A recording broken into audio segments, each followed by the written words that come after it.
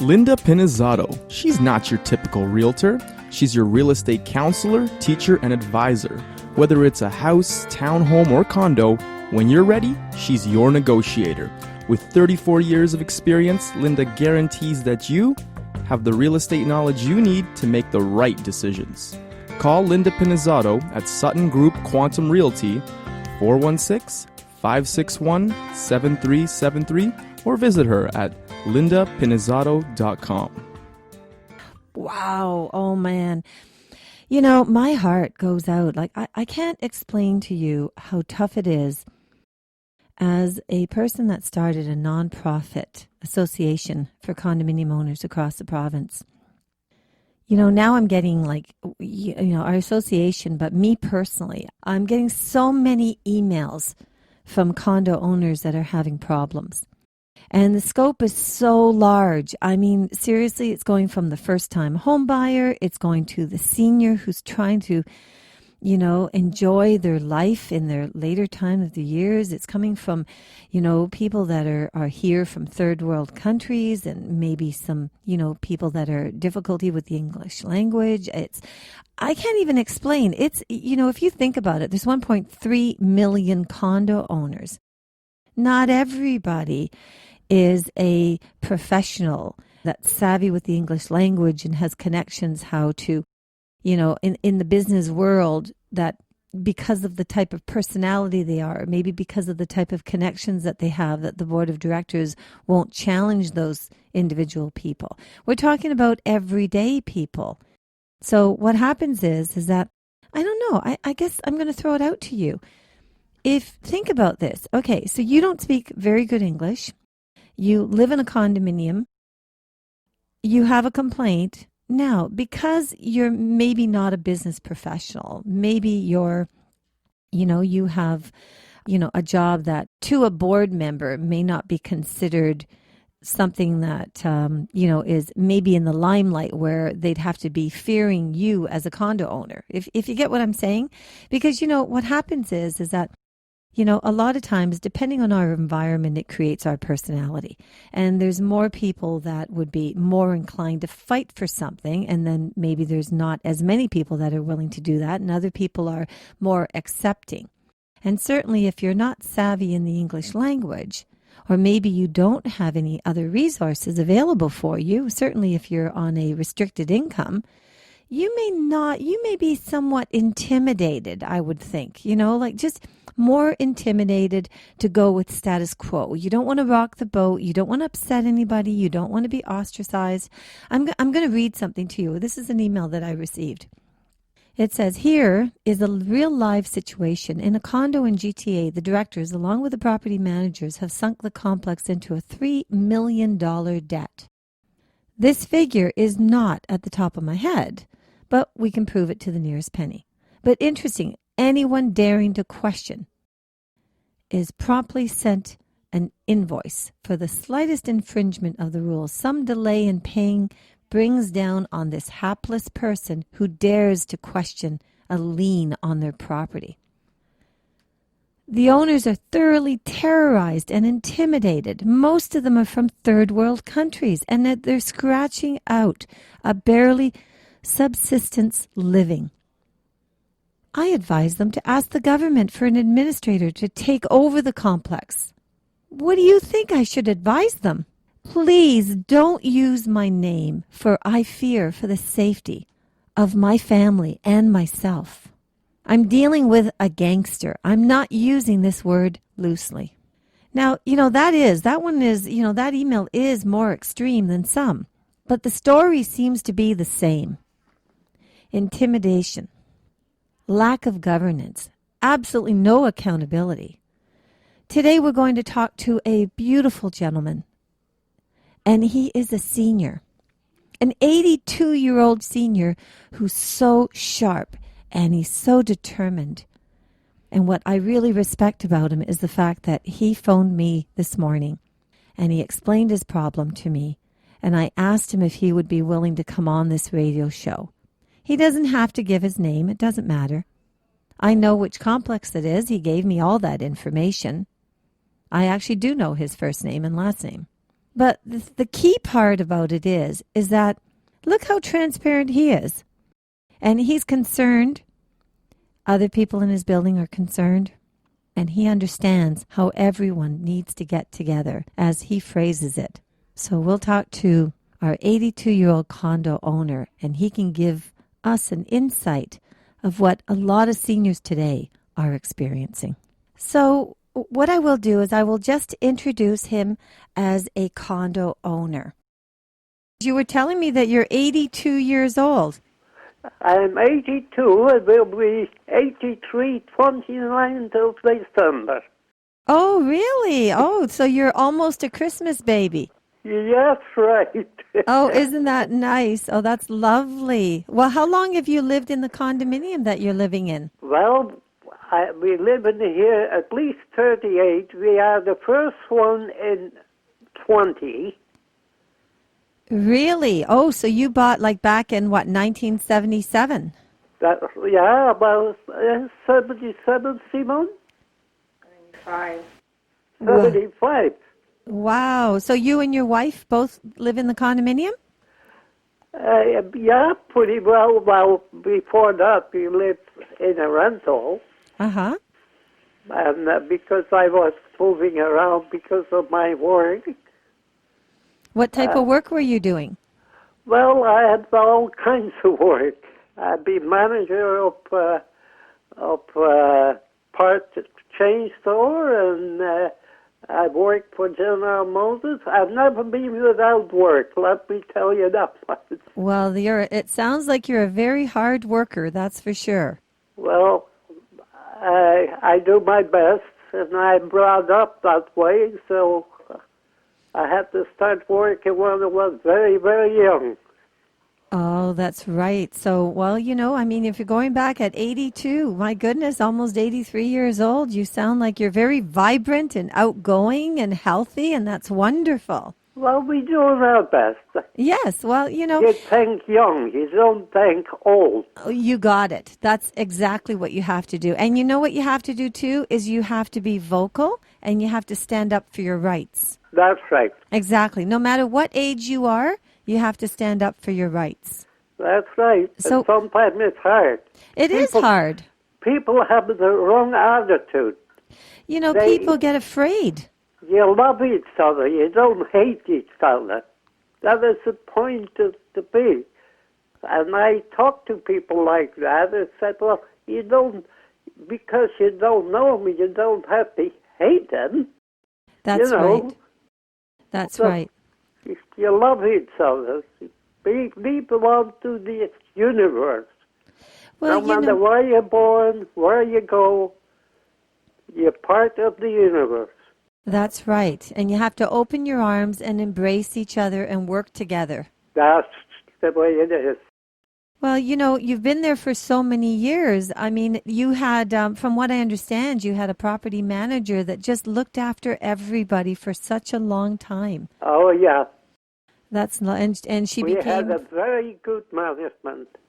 But the lady in charge, and some of those people who took over, hated her. Oh, my God. Really? That's awful. Yeah, well, that is the way it goes. And they really hijacked it, the office, when she left. Oh, that is terrible. So what you're saying is now there's a new property manager in the building? Yeah, that's in the building. And he doesn't know what he does. I know what groundskeeping is, because I grew up with that. And he ruined the whole thing this year because they didn't want to have the people that looked after our place very good. They didn't want them back because they looked after us summer and winter, for the snow and the winter. And Right. So have you heard from any of the board of directors, like the people that you voted for? What happened to them? There is nobody in there where I voted for, and we didn't vote for them. They installed themselves by Well, as I say, they hijacked it. Really? So when was the last time that all the owners in the building had a meeting? We haven't had a meeting since they got in office because the building was changed to. Oh, so your building, you mean the property management company was changed? The management company was a very good company. Well, that's okay. I mean, if you had, so you had a really, but generally, you're supposed to have a meeting once a year, and Well, at least once a year. exactly, so that We all- the owners will know what's going on. We used to have it twice a year, for sure. When something needed to be discussed, we would have an extra meeting. That is all the way we used to work together. Well, tell me something. I don't know if you would know the figure offhand, but how much is your maintenance fee every month? Because I know you have a lot of space in the building that you're in. 600 and for us it is 600 and I got it here, right? Mm-hmm. 697. Wow. So you're paying almost $700 a month, and the people that are the board of directors are ignoring the owners. Yeah, that's right. They used rather a hot shot. Oh, that's terrible. Well, I know that you called me this morning asking me what we can do to help you because you found out about the Condo Owners Association through Yeah. the manager that you had for many years. Yeah. Well, I'm going to explain. This is where the problem is that there's so many buildings that have the same problem that you do, where you don't know where to turn. You don't know who to call. You don't know what to do. That's right. That's right. Do you have other people in the building that are willing to work with you? Oh, yeah. So have yeah, everybody... because I hear my next door neighbor and we have talked with everybody. Says, what do you do? He says, they run on and show you where you go. And I said, well, I gonna try to find out where we can go and see if we can clear something up. So when you knock on the door at the property management office, what do they do? Well, you'd be lucky when he is there. They're not there. Well, so nobody's in the office? No. Besides that,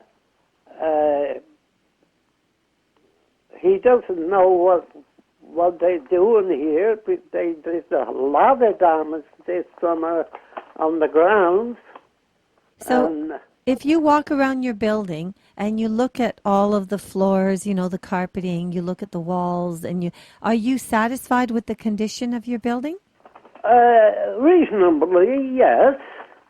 Okay, so, but other than the groundskeeping? The groundskeeping, what they do, the person who look after our, the cleaner is good. But I don't know if the other site is the same way on 10. Right, I see. Well, how many floors are in the building? We have 4 floors. So, well, I know it's being in 1979, 1977, it's an older building.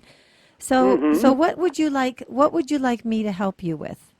No, well, we must get some. Like we get now paper in the mail here, not mail delivered, and they figured everything out up to the last penny.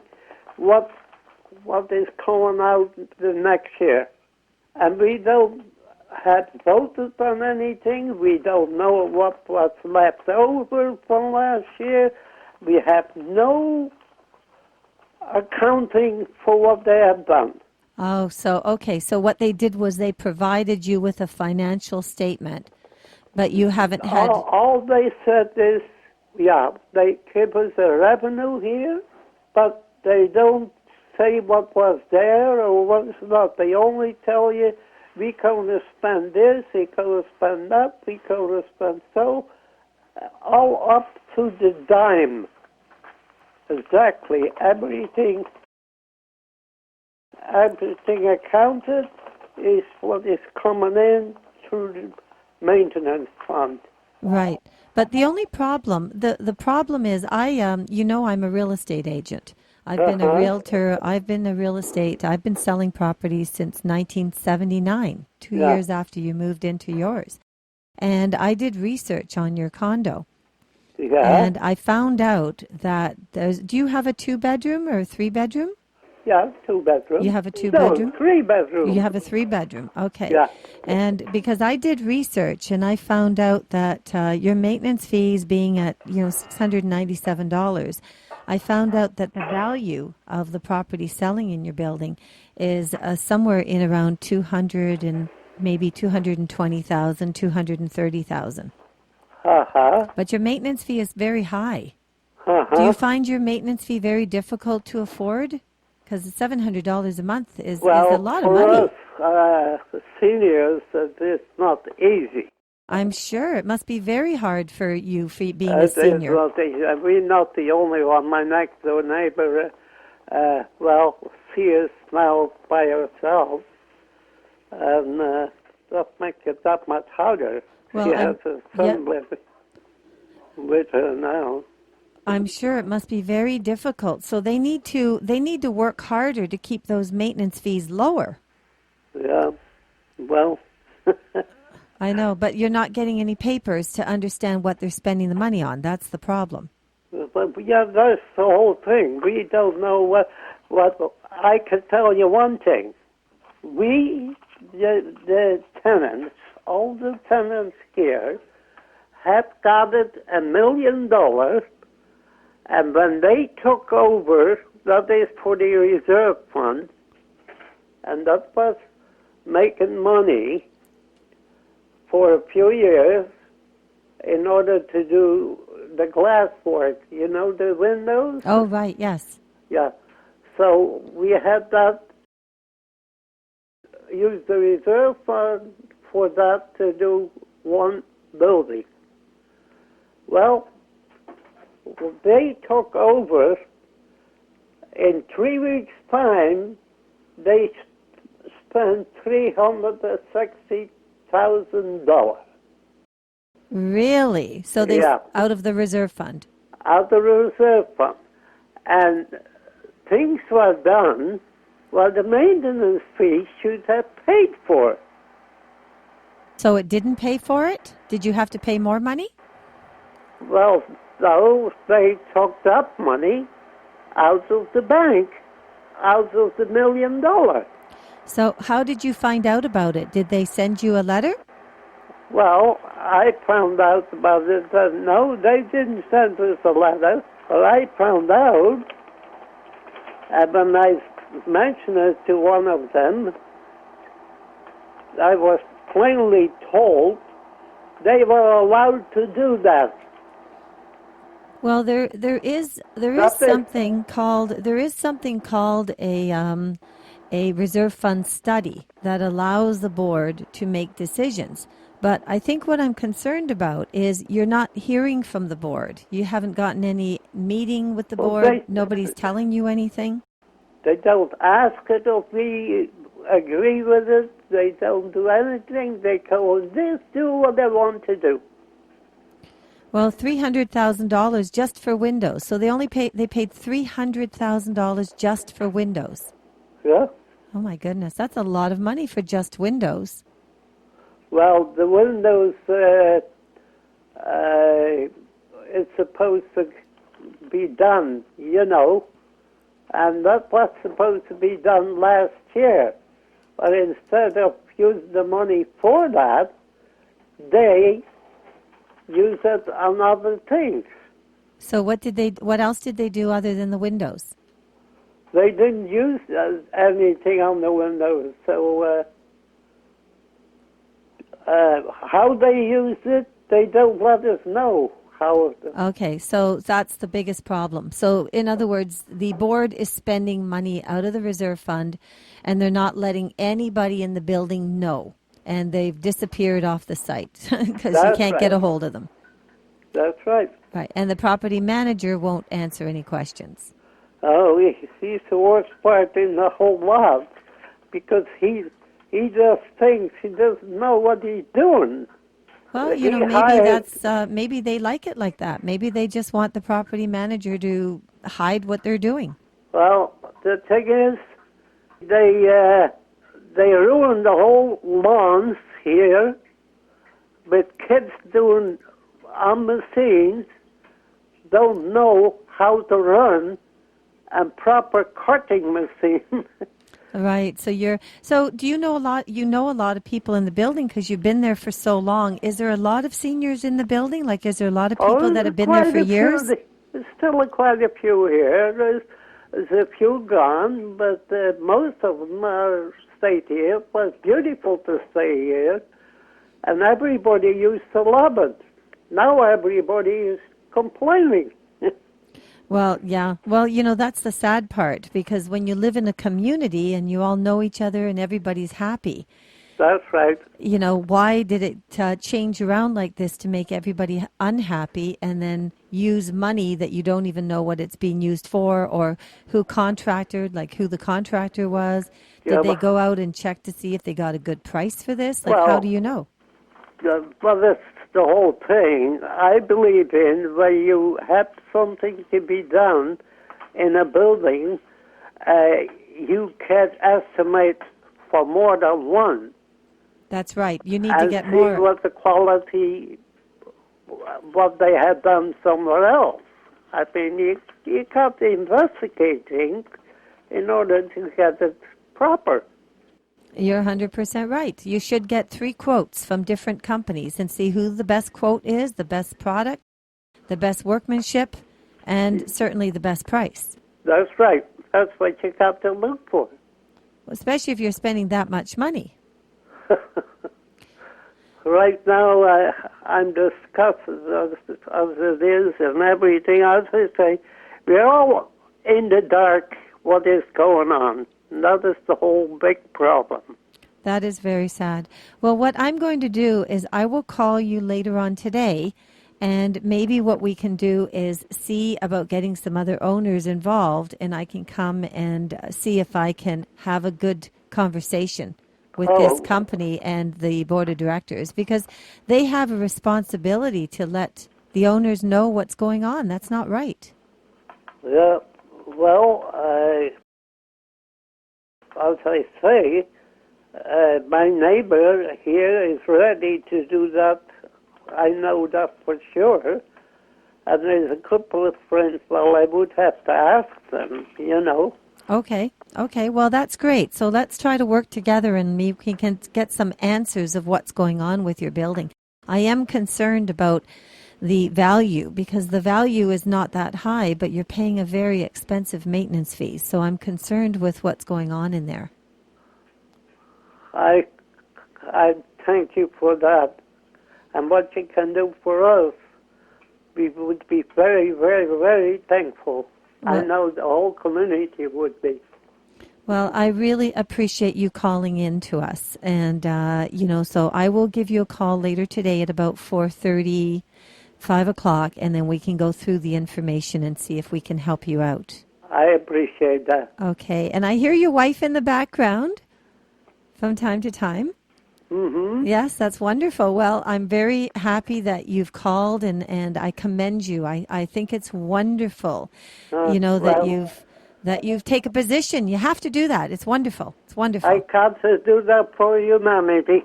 That's right. Absolutely. And I hope that a lot of other seniors will do the same because, I have to tell you that one thing that really bothers me, I lost my mother in January. What really bothers me is especially when you're seniors and you're on a fixed income and it's difficult for you. And, there has to be some kind of protection for seniors that are living in condominiums. That's right. There has to be because it's not fair. You're on a restricted income, but then you're at mercy. Taken for granted. This is right. You're right. We get a lot. We get a lot of complaints from time to time from seniors that they're afraid to give us their name. And they're afraid to speak out. That's right. And I have it with other things too. I've even had a doctor telling me, "You people getting too old." Oh, that's awful. That's awful. I asked her if she was a doctor.